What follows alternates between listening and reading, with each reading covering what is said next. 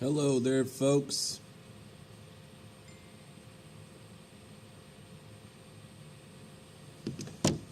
How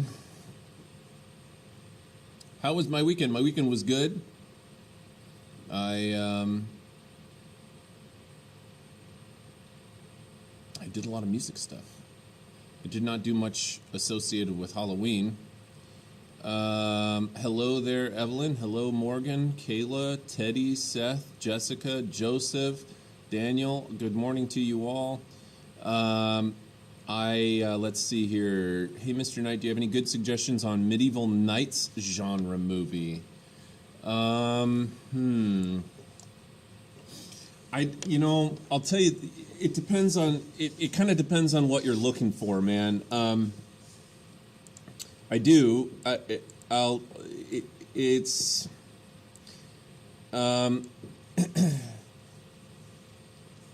Seth, do you want something that's like a fake story that's just like set in history, but it's just like a fake story, or do you want like more of a documentary, something about like something that's real?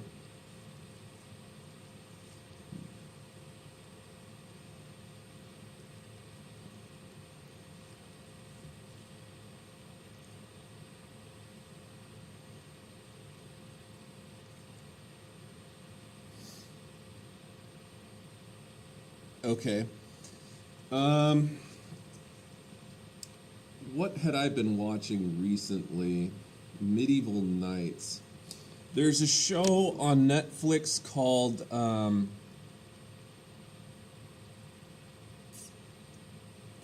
think it's called The Last Kingdom, if I'm not mistaken. I think it's called The Last Kingdom. I'm pretty sure that's what it's called. If it's not that, it's something close to it, I think. But that one's about like a dude who's brought up he was English.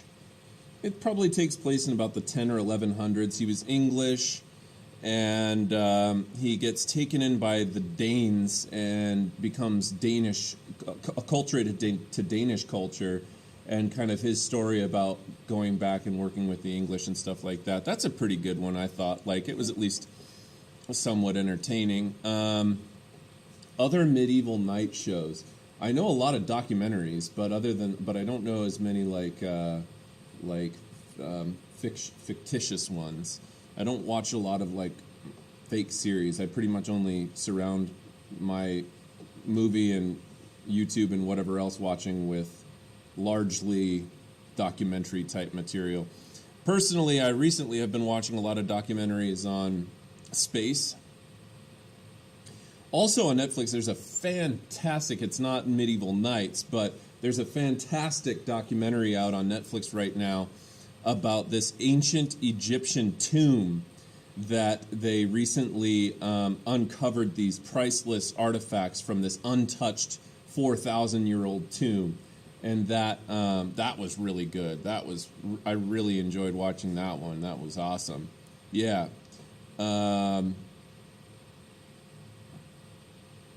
So anyhow, yeah, that one was cool. I'm glad you saw that one. I enjoyed that one. But that's a lot of the stuff that's kind of the stuff that I usually watch. You know, I don't watch a lot of other like series or movies or anything like that. Plus, too, a lot of them are just so. For me, when you know a lot about the history and then you watch movies like that, I'm like the worst person to watch movies with. I'm not joking either, because all I can think about is how historically inaccurate it is.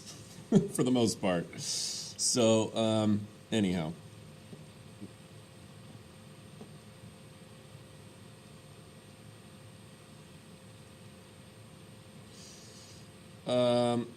Anyhow, folks, let's see here. Did I miss anything else here? Okay, yeah, so, this was something else I wanted to bring up. So, I got an email from Evelyn. Evelyn, I thank you for sending me that email.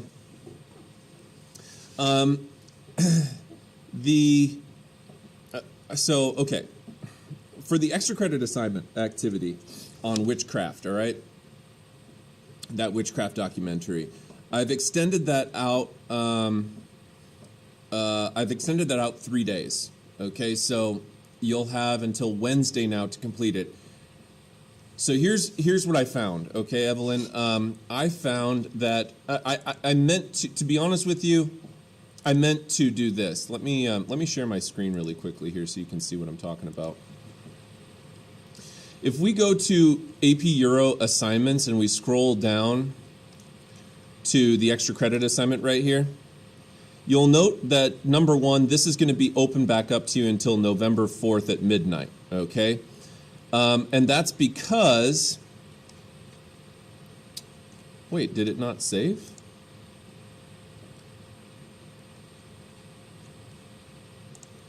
All right, let me do this.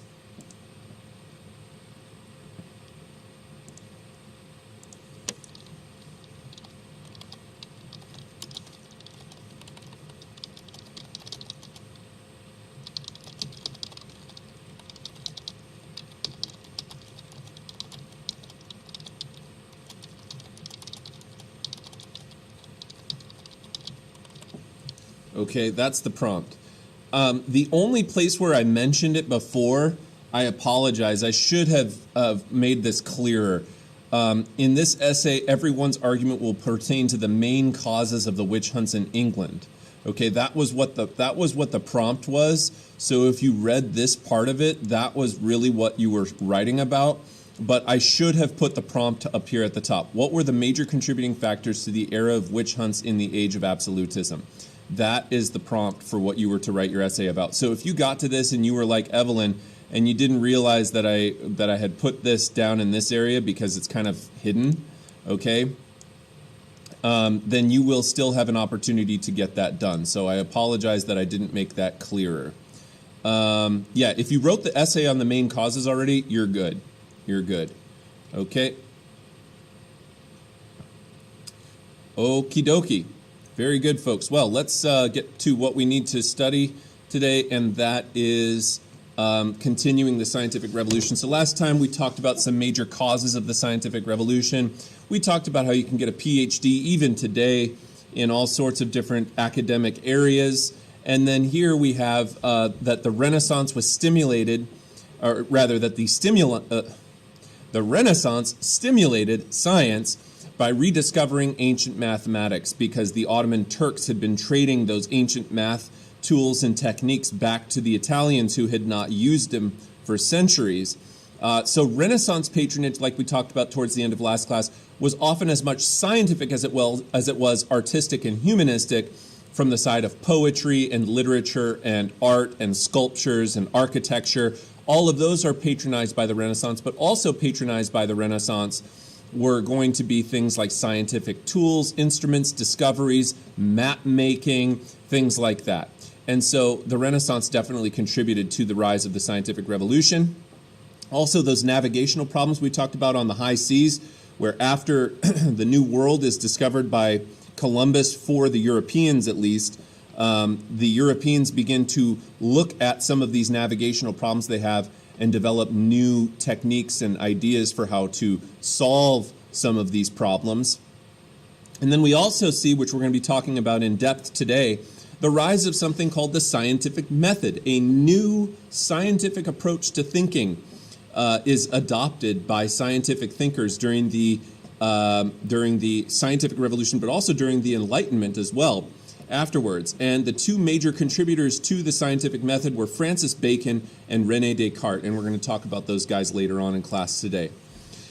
The scientific revolution really became the major cause of the new world view that started to develop in the 16th and 17th century. And this new world view is going to take the idea that we brought into focus back in our first unit on the Renaissance of secularism into brand new focus. Because as we move throughout the scientific revolution and into the Enlightenment, and I want to just go ahead and let you know right now that the scientific revolution and the Enlightenment are essentially parts 1 and 2 of the same story. If I was to compare it to Star Wars, the scientific revolution would be like Star Wars Episode 4, A New Hope.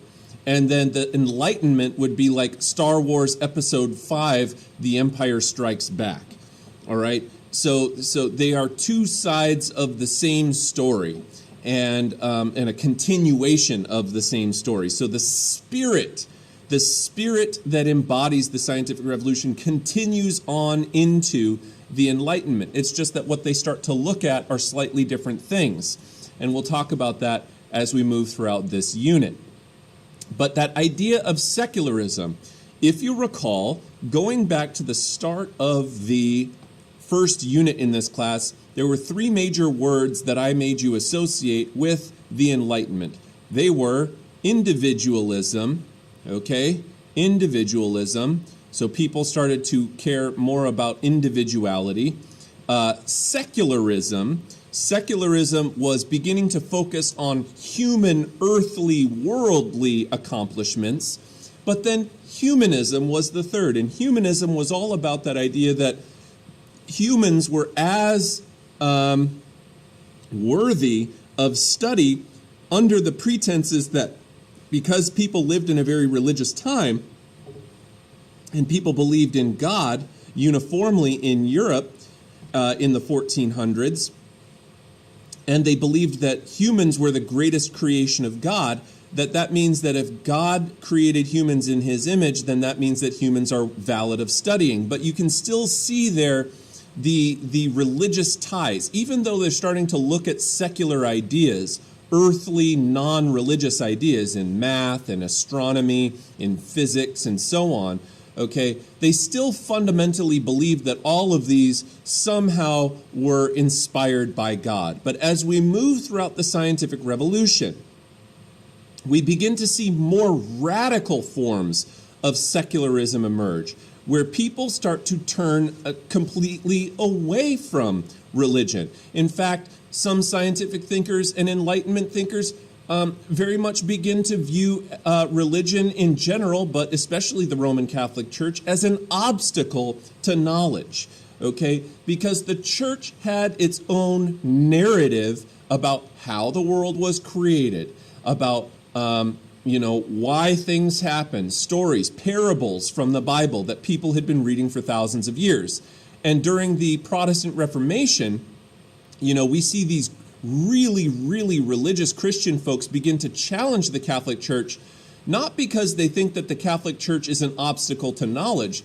The Protestant Reformation reformers, remember, were trying to bring the church back to a stricter version of Christianity, a more literal interpretation of the Bible, all right? And these things are going to find themselves pitted against the scientific revolution, because as the Bible was originally written, it was becoming extremely difficult as we learned more about science to find a way to say that both of them are true.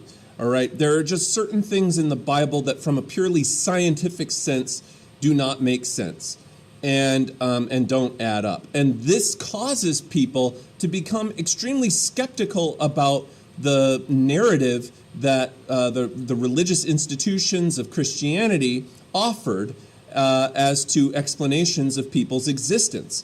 So we do begin to see, as the 16, 17, and 1800s roll by, more and more and more Europeans turn away from Christianity, turn away from religion, and begin to embrace a more scientific worldview that can be explained through known, predictable, measurable, and unchanging phenomena on Earth's surface and within the cosmos, in the stars.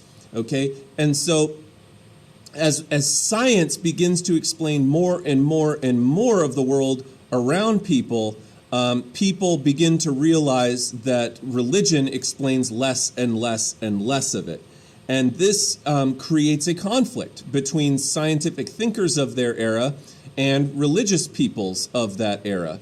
And remember that a lot of these ideas of the scientific community are only accessible to those people who are a part of the scientific community, which means that religion, in terms of a socioeconomical standpoint, sticks around a lot longer because there are so many people deprived of these upper echelons of education dealing with science and so on. Remember how much of the European population was still illiterate at the start of the scientific revolution. And although those numbers increase over time, the extent to which these ideas would have been embraced by poor peasant farmers, which comprised 90% of the European population at the time, is probably pretty limited. We can expect that peasant farmers living in rural agrarian regions of Europe at this time probably did not have a whole lot of reason to embrace scientific thinking or even reason to read it ever at all in their lives. And so religious beliefs, particularly amongst poorer segments of the population, tend to be much more ingrained in society and stick around for a very long time. And even when we get to the French Revolution at the end of the 1700s, there's still a very, very, very religious population of France in the peasants that became very skeptical about how the revolutionaries in the French Revolution began to be critical of Christianity and French Catholicism. So this is one of the outcomes of the scientific revolution. And then another is just this revolution in learning became a major foundation of Western society. One of the trends that I've considered to be very peculiar and also concerning regarding recent political developments is kind of the extent to which there has been an interest in the government to try to push people away from science. And to me, I find that very, very concerning because historically, governments have usually been very much in favor of science. Even in these religious eras, there were entire scientific organizations that were devoted to the discoveries of new ideas and technologies that would improve the state. And to see the movement in government recently, where it seems that we are trying to undermine science or undermine scientific thinking, and at the cost of people's lives during a global pandemic, is seemingly foolish and concerning. And so it'll be interesting to see what direction this country heads in the coming week here. I don't know what'll happen. We got a big election tomorrow. We'll just have to see what happens with it.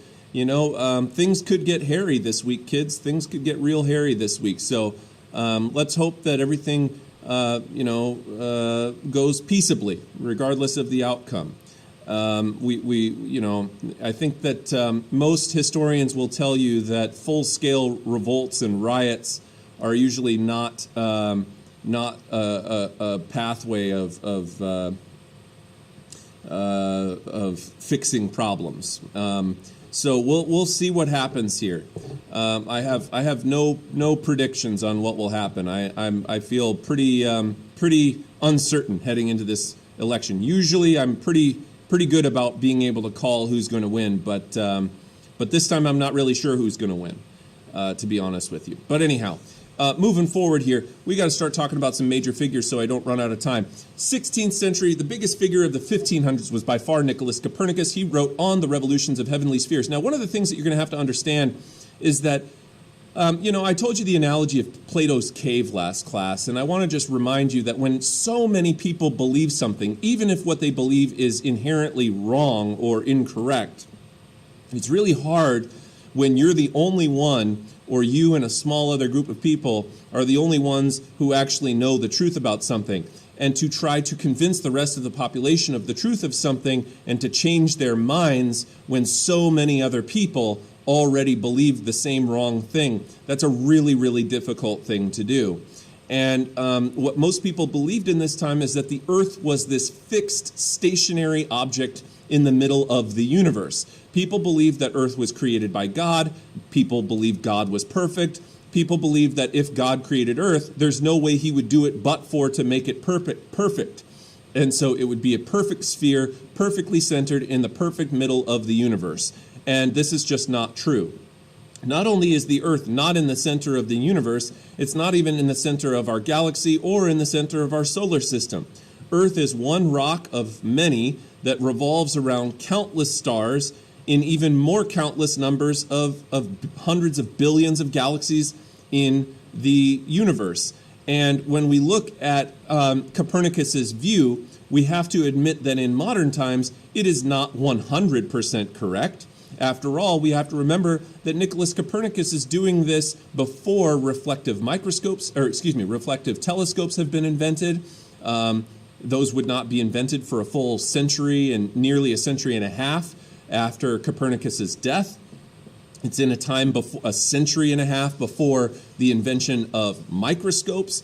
They are working with very primitive tools at this time. But nonetheless, Nicolaus Copernicus comes up with this theory that the sun is in the center and all other celestial bodies revolve around the sun, which is in the center of the universe.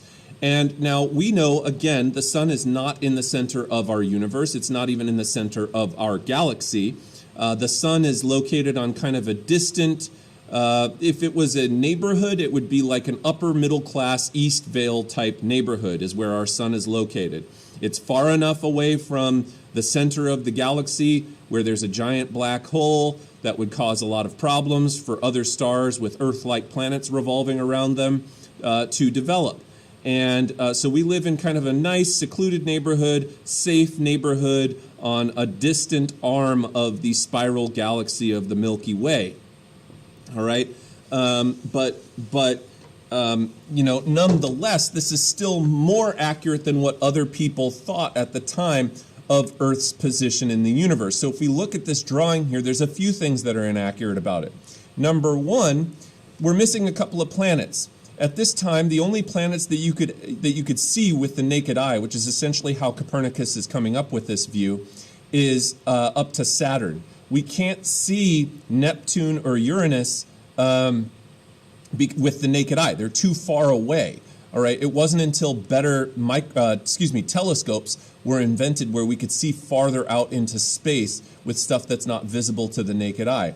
And then beyond Saturn, he said that there was this fixed. This says stellarum fixarum, okay, something like Cybera immobilis, which basically means like a fixed, unmoving backdrop of stars that don't move but just appear to move across the sky because the Earth is moving and then the moon is moving around the Earth.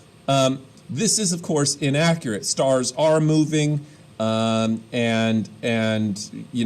it's just that they're so far away that they may not appear to move much.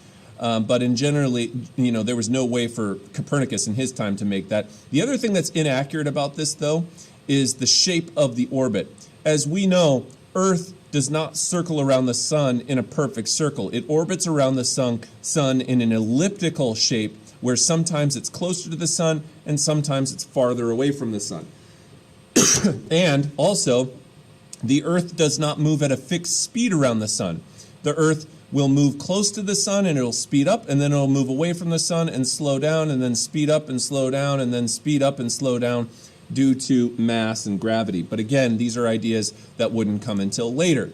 Now, what's the religious reaction to Copernicus? Well, of course, Martin Luther and John Calvin, who want to interpret the Bible, remember, literal scripture, right? They wanted to, the Bible was the sole authority. That was their whole view in the Protestant faiths, is that the Bible needed to be interpreted literally. The Protestants come out right away against the scientific revolution or right away against Copernican view, because it challenges what is written in the Bible as being incorrect.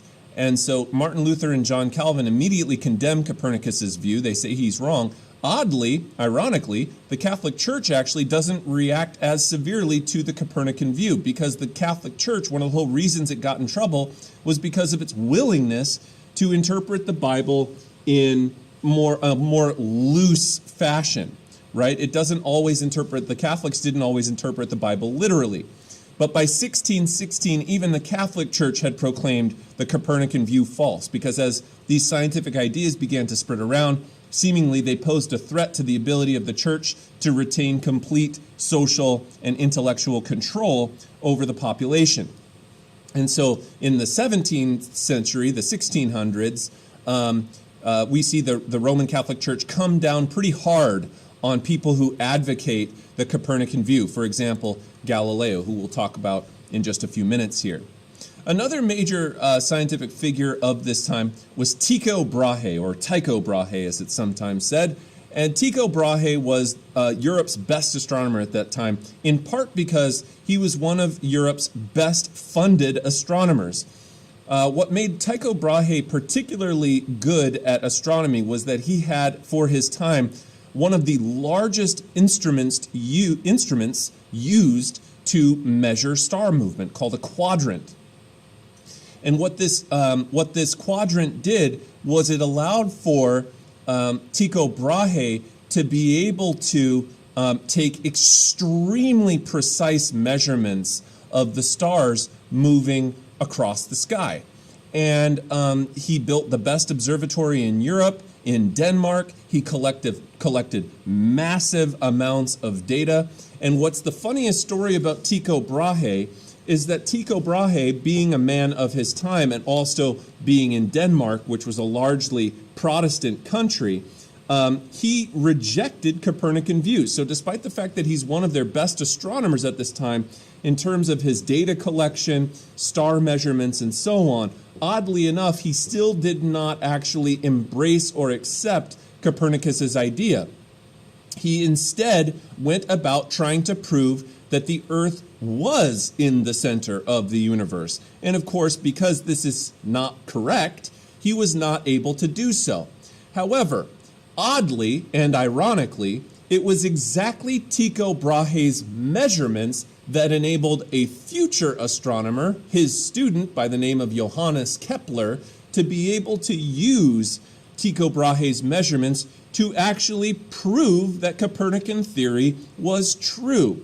So the thing that's so funny about this, he spends his entire life collecting all of this data to disprove Copernican theory. He dies, we'll talk about how he dies in just a second, and then his student Johannes Kepler takes the reins and begins using his data to exactly disprove what he was trying to prove, which is that he disproved geocentric theory and proved that Copernican theory was correct, okay, or heliocentric view. So I'll talk about Tycho Brahe's death, but this was the quadrant that allowed him to take these huge measurements. And as you can see, it's a massive instrument here that would enable him to take very precise angle measurements and so on of the tracking of the movement of stars. And his observatory was located on this very small island known as Hveen in Denmark, because it was, away from things and it was remote and it was easy to see the stars out on this isolated little island.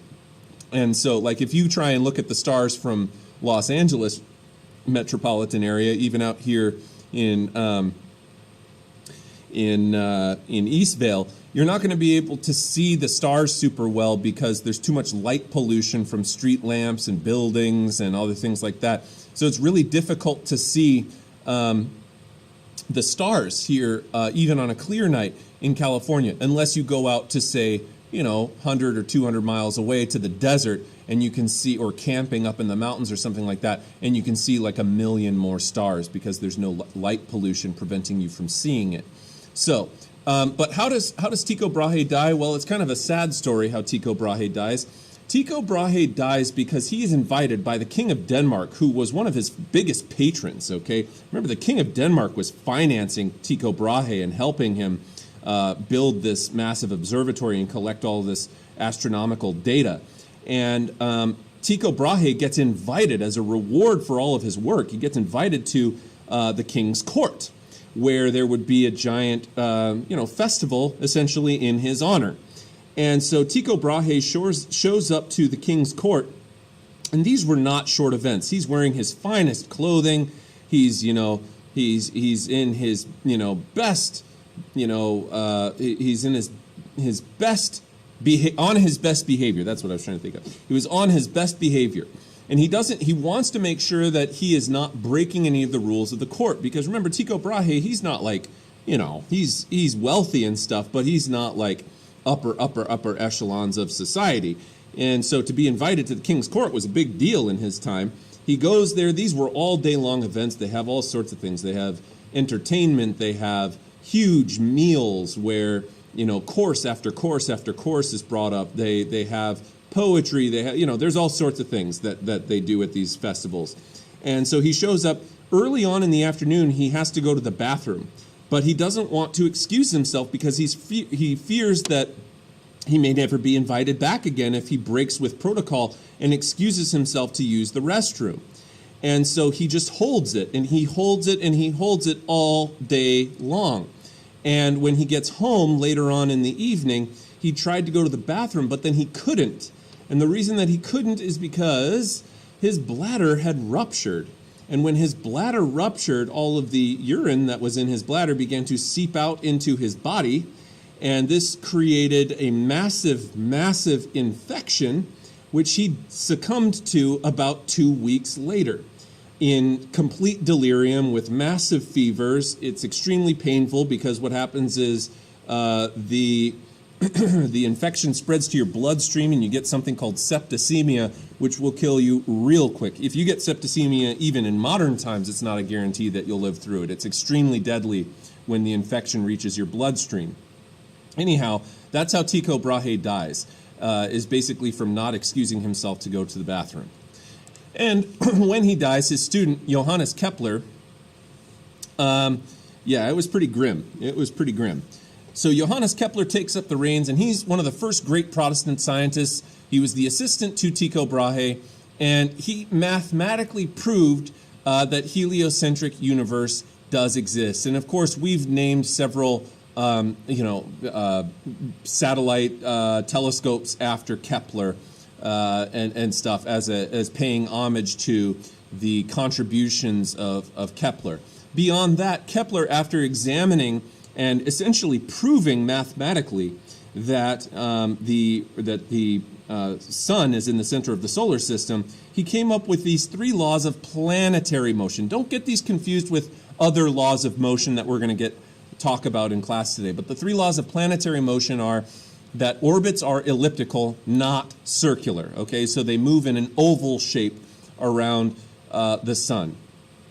Planets also do not move at uniform speeds in their orbits. In other words, as the Earth revolves around the sun, the Earth changes velocity dependent upon where it is in its cycle. If it's moving away from the sun, it is moving more slowly. If it's moving towards the sun, it is moving more quickly. And so planets do not move at uniform speeds. And then also, he made the conclusion that the farther away a planet is from its star, the longer it will take to travel around that star. So it would be very unlikely to see a planet that is closer to a star moving slower around that star than a planet located at a farther distance away from that same star.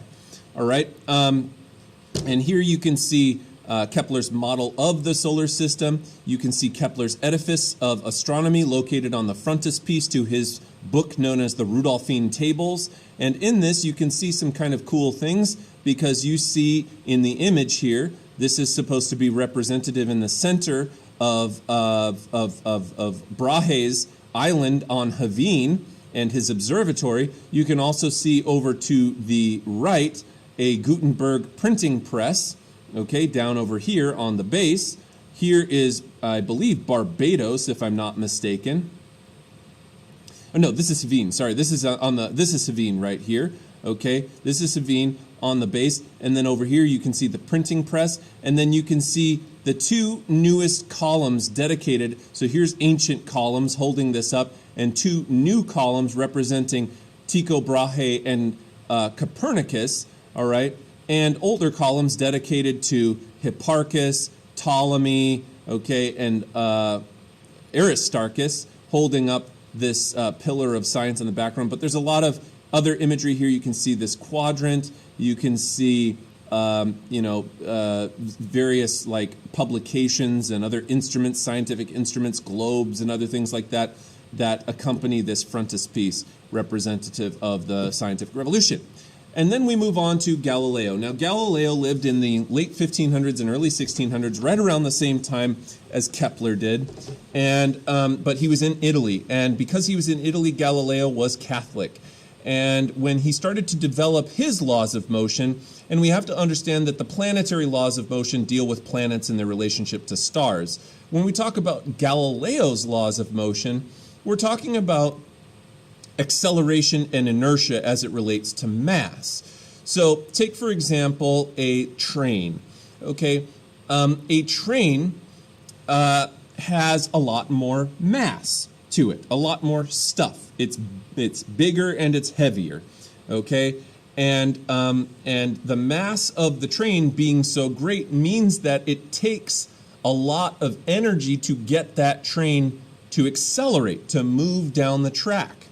All right, compare a train to, say, like a race car, okay, of some sort.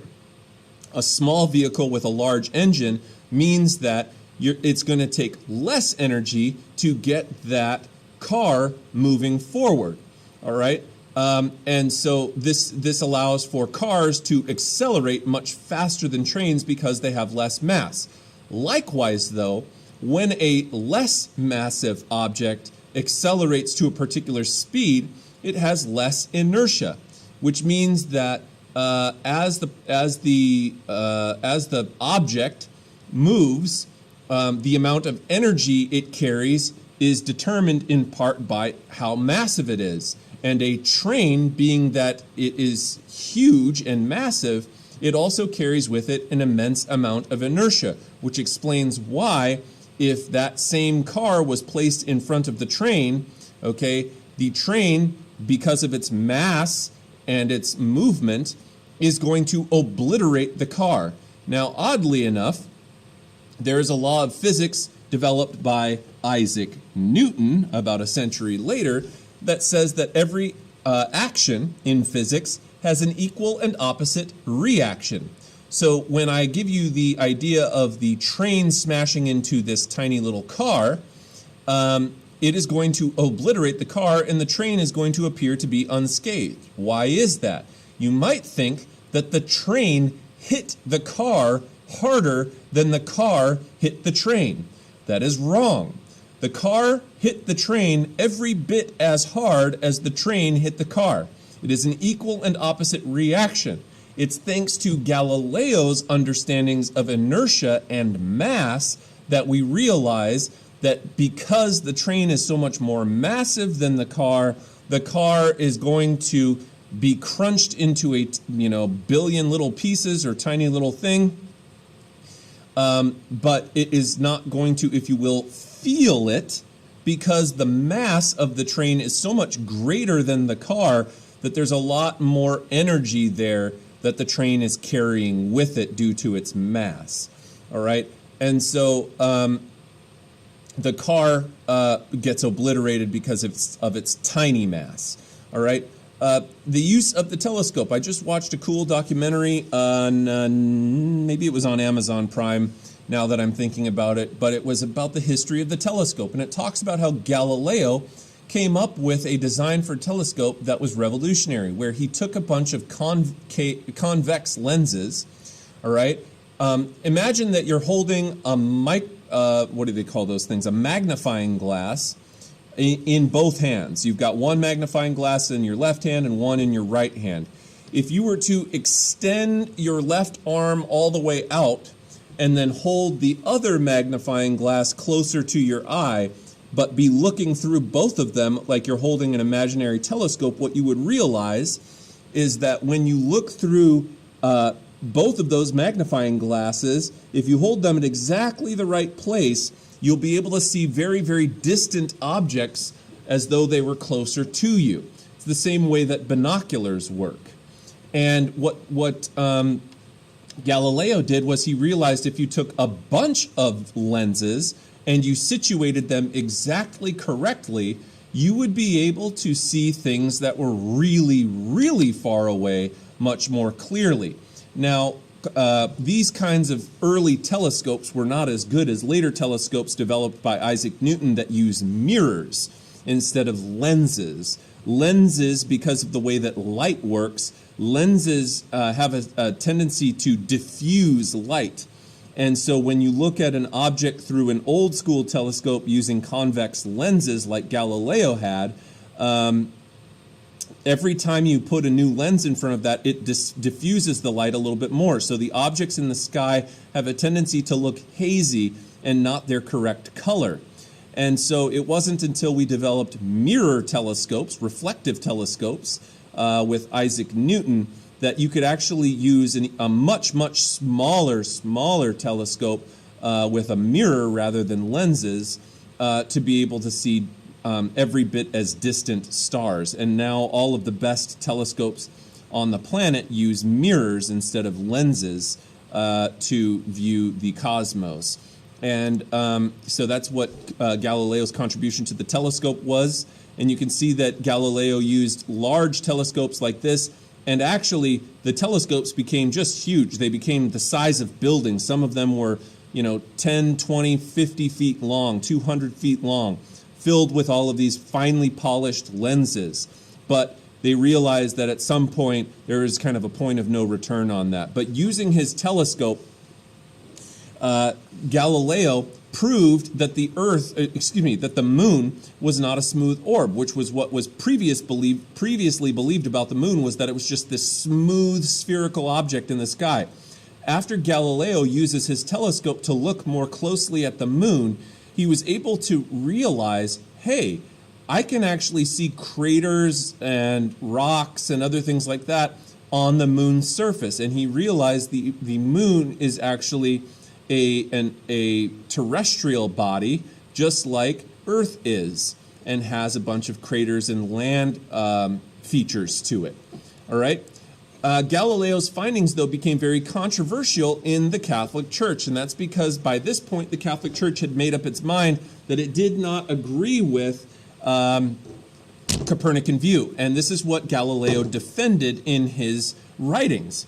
So he's called in before the church, and they force him to renounce his beliefs and forbid him from ever writing about Copernican view again. And he does for a while, but then he works more, and in his later works, he once again comes out and defends Copernican view because it was right, and they put him on house arrest for the final decade, roughly, of his life. Now, the Roman Catholic Church eventually does see the error in its ways. Now, Galileo, just to remind you, Galileo lived in the 1600s. He died in house arrest, being placed on house arrest by the Roman Catholic Church for supporting Copernicus's heliocentric view. He dies in 1642. The Catholic Church apologizes to Galileo in 1992.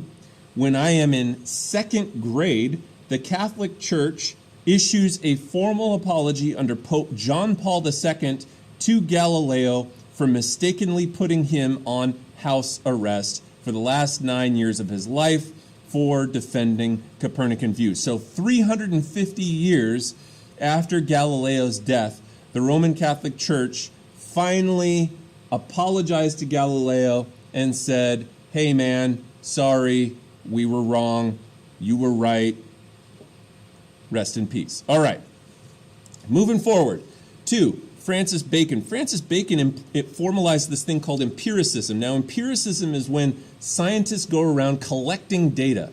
When you start your assignment for your SART project, what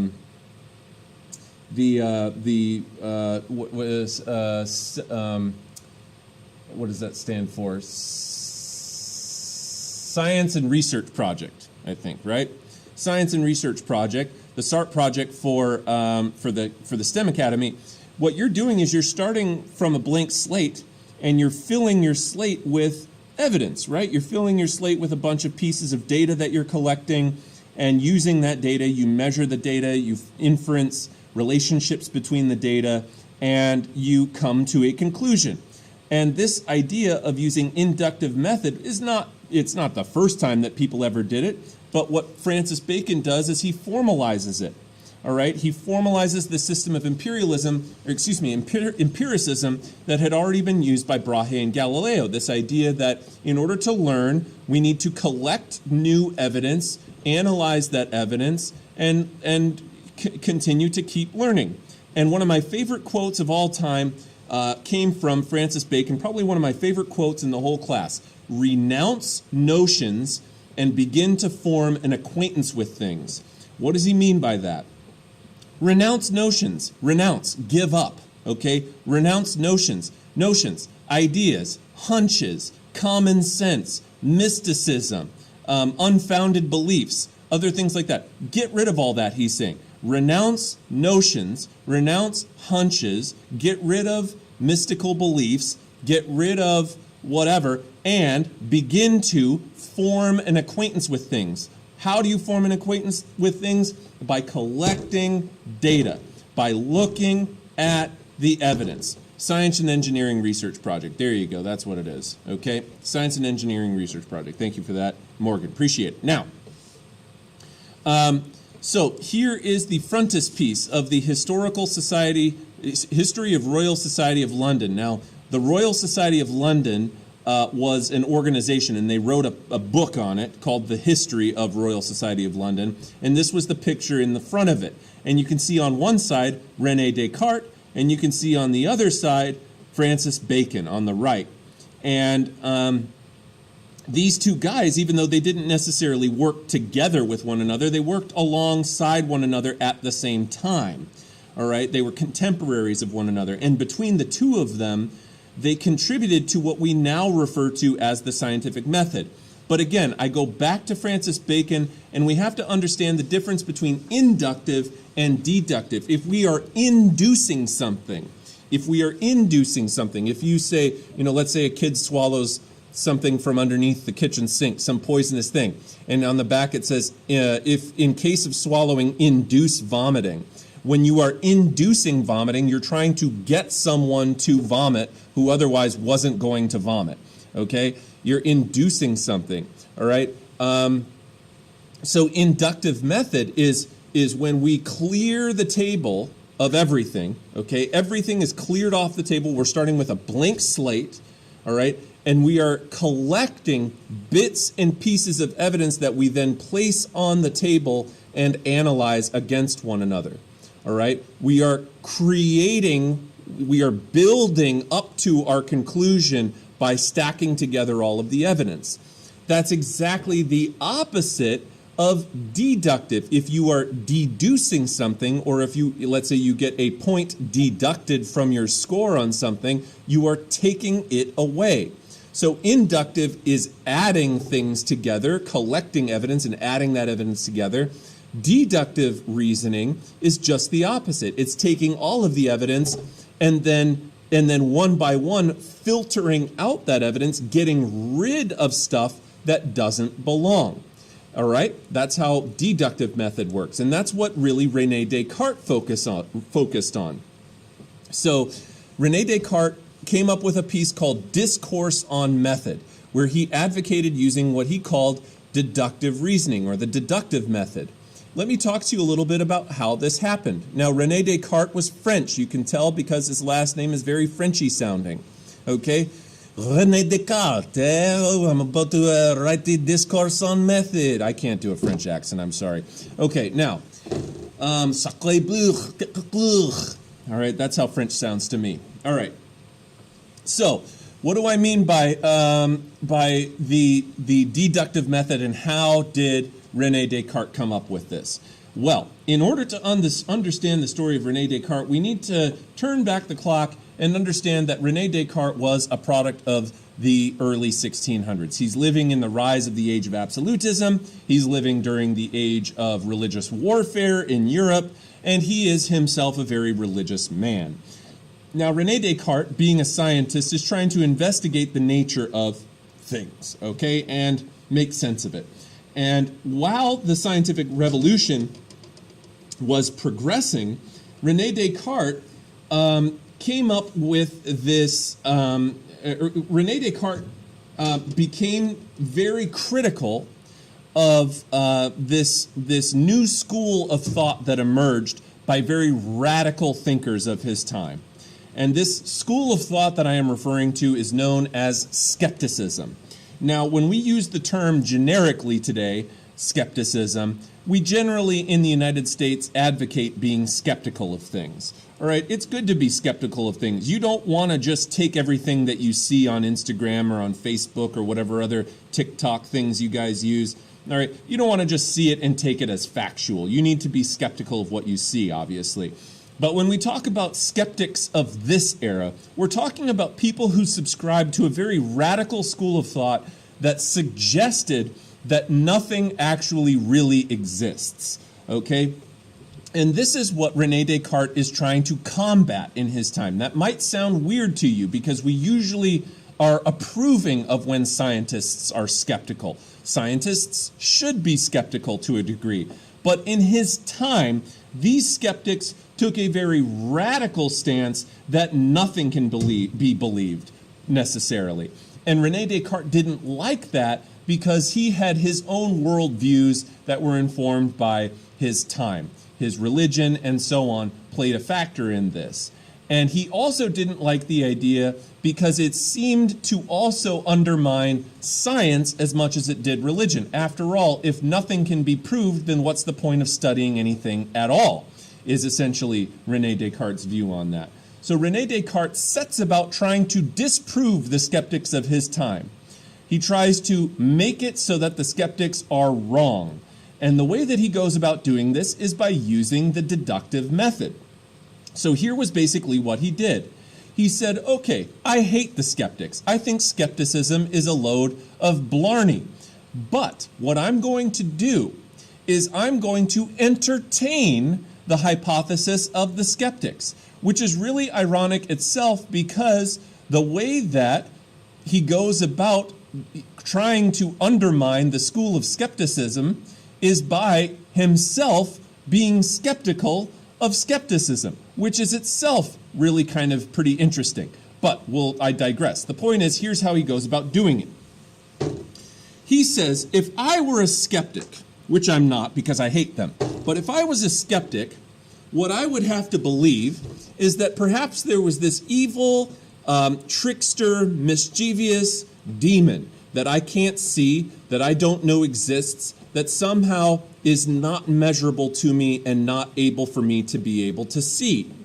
And that this evil trickster demon is tricking me into thinking that things are real when they are not. So here's what he does. He gathers all evidence that he believes of things to be real. Books, globes, objects, you name it. And he throws a bunch of stuff onto what he calls his table of knowledge, okay? His table of knowledge. And one by one, he starts picking things up from his table of knowledge and running it through this method that he's come up with to say, can I be absolutely 100% sure that this is real, or do I have to acknowledge the skeptic's point that maybe I'm just being tricked into thinking that it's real? And one by one, he starts removing things from his table of knowledge, deducting things from his table of knowledge. One by one, he has to remove things. Well, maybe this book isn't real. Maybe the evil trickster demon just makes me think it's real by tricking my senses and stuff like that. Boom, throw it off the table. What about this globe? I can see it, I can feel it, I suspect that I live on it, but what if it's fake? I don't know that it's necessarily real. What if I'm just being tricked into believing that it's real? And one by one, he starts moving all of these things off of his table of knowledge. And he gets to the end and he realizes there's nothing left on his table. And he's really, at first, he's really disheartened by this because he's looking at this, he's like, oh my gosh, here I went about trying to prove skepticism wrong. What if I've just proven it to be true? Am I going to have to embrace skepticism? Am I turning into a skeptic? And he's like, no, there must be something I can place on this table. And he's looking at this table that he's completely cleared off. He's removed one by one every single last thing from the table, and he realizes there's got to be something. He's staring at the table, he's thinking, and he realizes, wait a second, I'm thinking. How do I know that I'm thinking? I'm the one that's doing it. I'm the only one that can think for me. I think, therefore, I am. If I'm the one doing the thinking, if I am in possession of my own faculties and I'm the one who's thinking, and the reason I know I'm the one who's thinking is because I'm the one who's doing it, I must exist. So, skepticism, he says, is wrong because he definitively uses deductive reasoning to say, hey, we can be certain that some things do exist. Take, for instance, me. I know I exist because I'm the one who's thinking about it. There's no one else who can think about it but me, and therefore I am the only one who can think about it. Cogito ergo sum is this Latin phrase. I think, therefore I am. He also, in Discourse on Method, demonstrated a relationship between geometry and algebra for you math kids out there, as well as outlined his philosophy, which became known as Cartesian dualism. It's named after him, Rene Descartes, Cartesian dualism, where he basically says the entire realm of existence in this universe can be divided into two spheres. The spiritual sphere, which exists with logical types of ideas that cannot be necessarily seen with the naked eye, but exist nonetheless. This could include souls, spirits, and other things that he believed in at that time, as well as the empirical world, the material world, those things that we can touch, taste, see, smell, hear. Okay? And so that was his idea of Cartesian dualism, that there's a spiritual plane of existence and a material plane of existence. And he also helped to contribute, as I said, to that modern scientific method, as did Francis Bacon with his inductive empirical method. Finally, before we end class today, I have just a few more things to talk about. Isaac Newton. Now, Isaac Newton's teachings on physics are even to this day used in introductory classes on physics at both the high school and college level. There is no simpler way of explaining the phenomena, the physical phenomena of the universe, than to use Isaac Newton's teachings from the late 1600s. And he wrote these teachings down in a book known as Principia. Principia is arguably the most important book written perhaps in all of at least Western history, but also human history. Yes, it was. Okay, and we find that a lot in science, naming terms after people. That happens all the time. Kepler was named, after telescopes were named after Kepler. Also, like the Hubble telescope was named after Hubble. I forget what Hubble's first name was. And then James Watt, okay, Watts. And then, Joules, okay, Joules, Joules is another one. And so anyhow, yeah, but they often name it after people. But Isaac Newton integrated astronomy, studied by Copernicus and Kepler, with the physics of Galileo into an overarching theory on how the universe worked. Now, when we talk about Isaac Newton, we have to understand Isaac Newton's kind of an odd guy. All right, he is a brilliant person. He is intellectually extraordinarily smart. He's a genius. Okay, he basically invents calculus at 13 or something like that. All right, so Isaac Newton is a genius. However, if we were living in modern day times amongst Isaac Newton, likely he would have been diagnosed as autistic. He was a very socially awkward guy. Had very, peculiar relationships with people.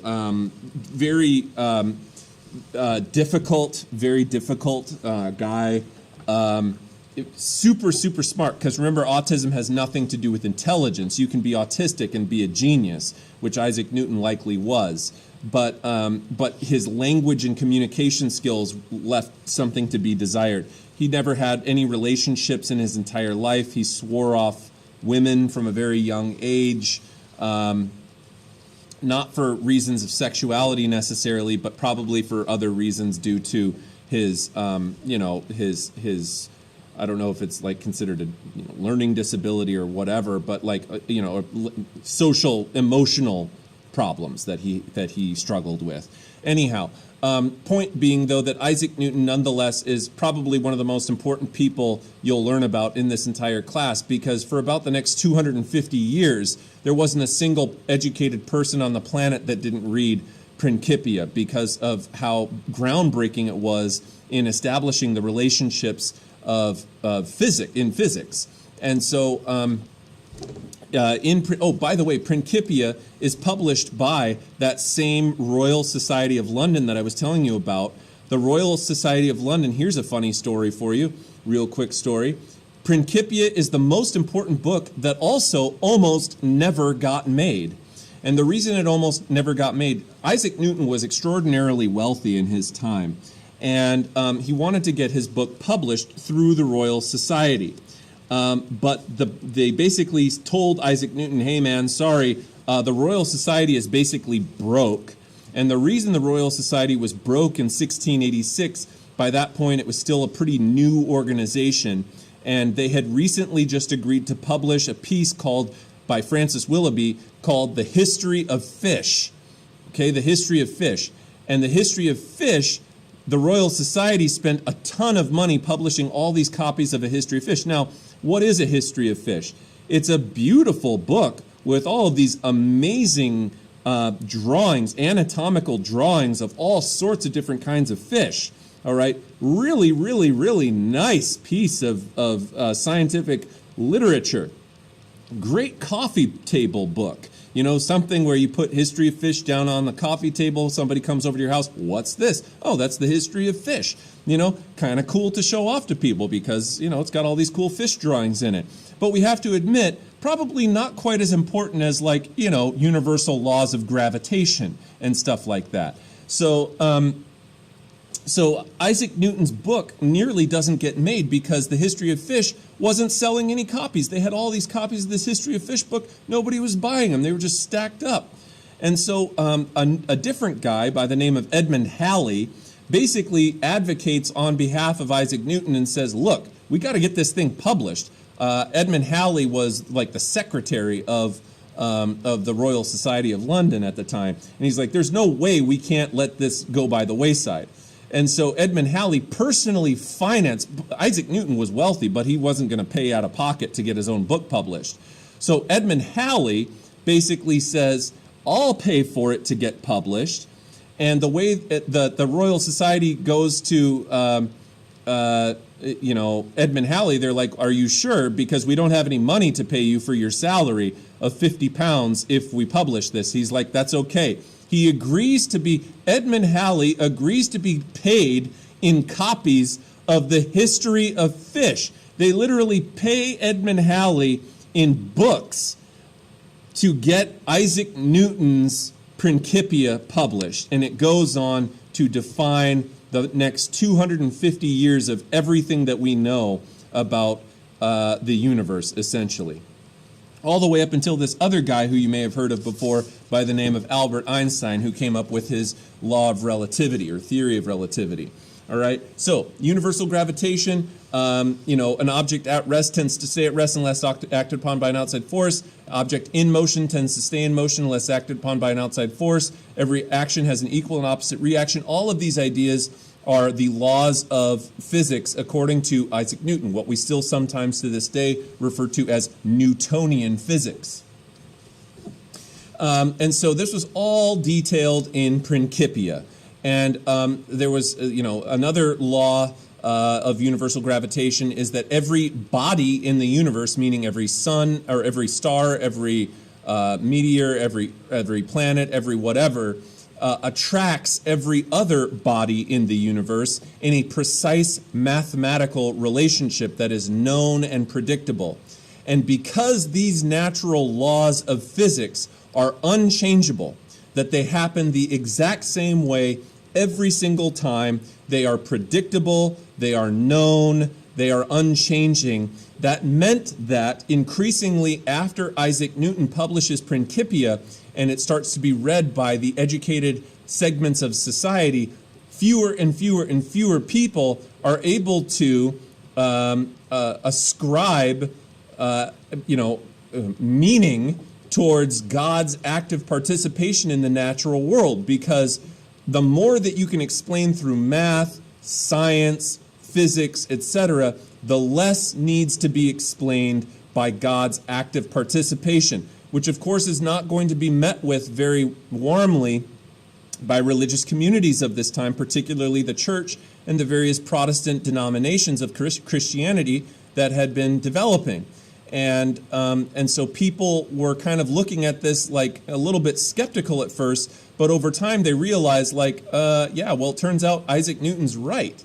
And so increasingly, we see educated segments of society becoming a bit more secular, a little bit more focusing on earth, focusing on this universe, worldly life, non-spiritual explanations. Previously, Christian folks had been of the complete belief that God intervened on a day-to-day, moment-to-moment basis in everybody's lives, whether it came down to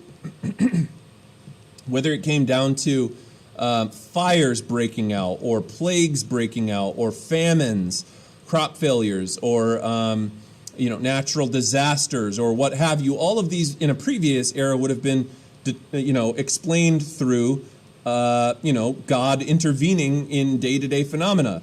Increasingly, we are able to do things like predict the weather and predict what's going to happen and come up with scientific explanations for these day-to-day types of things that occur, rather than resting on some sort of notion that somehow God was punishing people or something along those lines. And a lot of these ideas inspired what became known as the movement of deism, which was the kind of as religious of a wing as you can get of the Enlightenment. And indeed, many of our own founding fathers, a lot of times people try to rewrite and retell the narrative of history that the United States government in 1776, when we broke away from Britain, that the United States' independence was somehow founded on Christianity. This is completely false. In fact, it's exactly the opposite. The whole reason that they broke away from Britain in the first place was because they didn't want an integration of church and state anymore, and they also wanted more economic freedom. And so intellectual freedom, freedom of speech, freedom of religion, freedom of assembly, all of these things are embraced by the founding fathers, in part because they didn't want the society's laws being determined by a religious institution like the Church of England or something like that. And they didn't like that idea. They were deists. Thomas Jefferson, Benjamin Franklin, Thomas Paine, George Washington, all of these guys were deists. They believed maybe that one day, a really long time ago, God created the entire universe, but pretty much since then, kind of like a watchmaker makes a watch, after the watchmaker completes making the watch ticks on its own from that point on. And that's kind of their view on religion, is that sure, maybe there is a supreme creator, but that ever since that supreme creator created everything, that since then everything has been kind of running according to known universal laws that don't change. Here's a quick mnemonic device for you to remember the Scientific Revolution contributors. We're going to be doing some reading guide questions, which will be due for Friday, and then some vocab, which will be due for Wednesday. I'm going to assign both of them today to give you the whole week to work on it. Cops bring kids great big donuts now. If you can remember cops bring kids great big donuts now, you can remember Copernicus, Brahe, Kepler, Galileo, Bacon, Descartes, and Newton. That is a real easy way for you to remember these scientific revolution thinkers. In this unit, you're going to be tasked with remembering a lot of figures from history and their various accomplishments.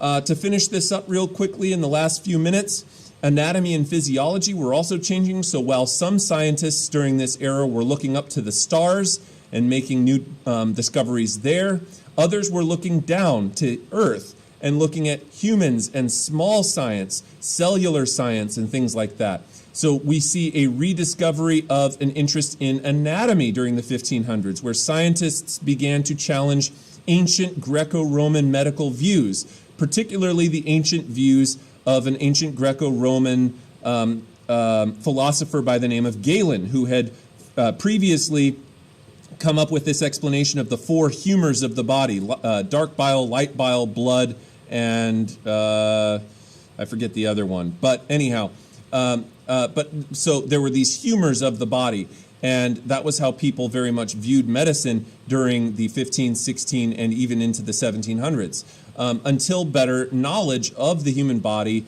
of biology, of chemistry started to come around in the late 1700s and into the 1800s, when we really see medical knowledge take off. In the early days, we're still trying to wrap our heads around the different parts of the body, what they do, what their purpose is, and how they function and stuff like that. And they have a very tenuous grasp on all of this in the early days, which explains why medical sciences were so slow to progress.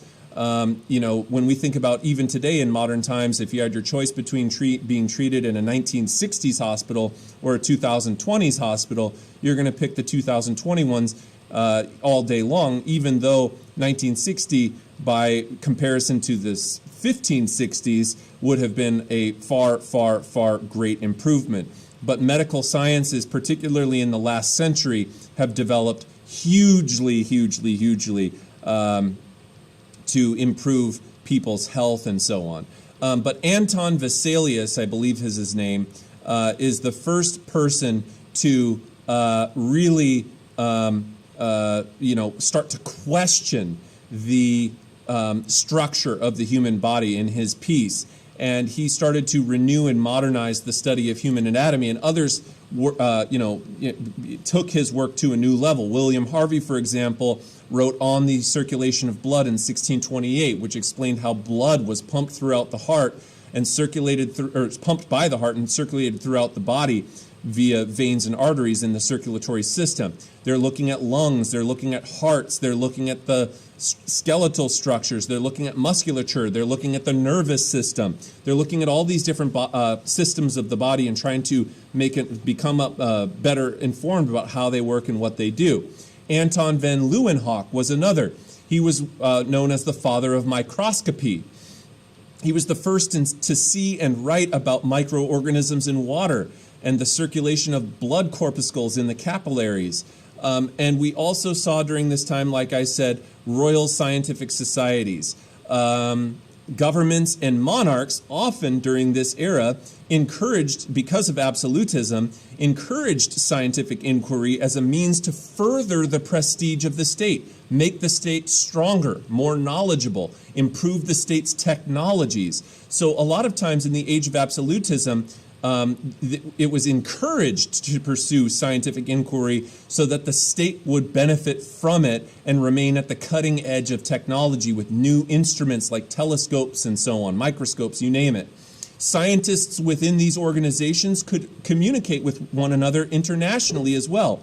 And you saw royal societies all over the place, but the Royal Society in England was probably the most successful and prestigious of them, mostly because of Principia, and it was founded in 1660. But there were other royal societies created in Naples, Italy. In France, there was a French one, and a Prussian one. The Germans had one established by Frederick the Great. And even Russia, by Peter the Great, had their own scientific organization, society, that encouraged the inquiry and development of the sciences. So finishing this up today, consequences of the scientific revolution. It led to the Enlightenment. That's a big one. We'll talk more about the Enlightenment on Wednesday. There were also improvements in exploration. Things like John Harrison's chronometer gave mariners now the ability to measure not only lines of latitude, which they had been able to do going back to Columbus, but now measure how far east or west they were on Earth's surface, as opposed to lines of latitude measuring how far north or south you are of the equator. They are now able to measure how far east or west they are from the prime meridian, which runs through London. Greenwich Mean Time, perhaps you've ever heard of that phrase before. That designates the time of the time zone of where the prime meridian runs through, Greenwich Mean Time. All right, and then also, of course, the scientific revolution, experimentation during this time helped to accelerate the agricultural revolution, which we'll talk about happens in the 16 and 1700s. In the agricultural revolution, helped to promote eventually the Industrial Revolution. So really, when we talk about the Scientific Revolution and the Enlightenment, there is a connection there between the Agricultural Revolution and a connection between the following, the subsequent Industrial Revolution. We do see improvements in medical knowledge, but again, it's more focused on anatomy and figuring out what the parts of the body do and how the systems of the body work. It's not really talking about medicine per se. So we need to understand that for a very long time, even after the scientific revolution starts, medical knowledge remains pretty rudimentary and very, very, very dangerous in many cases, because they had a lot of treatments for things all the way up through the 1800s that would have resulted in your death before it resulted in you being cured of whatever ailed you. Also, going back to the start of class talking about the witch hunts, you know, the scientific revolution definitely probably, the scientific revolution probably contributed to the end of the witch hunts, because as people began to explain more and more things through science and known predictable laws, the less they could continue to also believe in the mysticism and black magic and all that other nonsense that they used to excuse themselves when killing innocent women during the witch hunts. And then science and religion, we have to understand, really were not in acute conflict with one another until we get to the 1700s and 1800s. In the early days, remember that a lot of these early scientific thinkers were themselves very religious, which meant that they were always kind of fighting this battle between societal and religious structures versus scientific and mathematical explanations of the universe around them. And we don't see until more radical secularism emerges in the 17 and 1800s, much more resistance and conflict between scientific teachings and religious ones. And for me, folks, that is going to do it for today. I'll be making sure to put up your assignments for today. Remember, the reading guide questions I'll make due for Friday, so you have some more time to do those. And then the